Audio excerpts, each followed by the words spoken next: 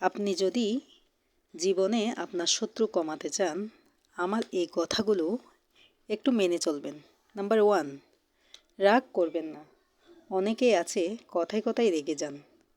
রাগ যেমন মানুষের শরীরের ক্ষতি করে, তেমনি আরেকজনের সাথে সুসম্পর্ক নষ্ট করে দেয়।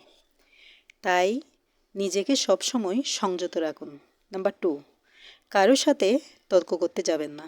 অনেক সময় হয় কি, আপনি জানেন আপনি সত্য নিয়ে কথা বলতেছেন বা ন্যায়ের পথে আছেন, তারপরও আপনি তর্ক করবেন না। কারণ তর্ক তারাই করে যারা অল্প জানেন এবং তারা এটাই মনে করে যে হয়তোবা তর্ক করলে আমি জিতে যাব। এই জায়গায় আপনি কিন্তু চুপ থাকবেন। নাম্বার 3, আপনার যা আছে তার থেকে কম কম করে আপনি প্রকাশ করবেন। আপনার যেটুকু আছে সেইটুকু আপনি জানেন, অন্যকে জানানোর কোনো প্রয়োজন নেই। নাম্বার 4, আমাদের ইসলাম ধর্মে আছে আপনি যদি প্রশংসা করতে না পারেন, চুপ করে থাকেন, তবুও নিন্দা করতে যাবেন না। ঠিক তাই, কাউকে কখনো নিন্দা করবেন না।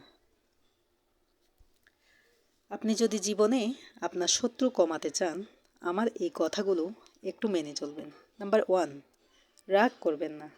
অনেকেই আছে কথায় কথায় রেগে যান।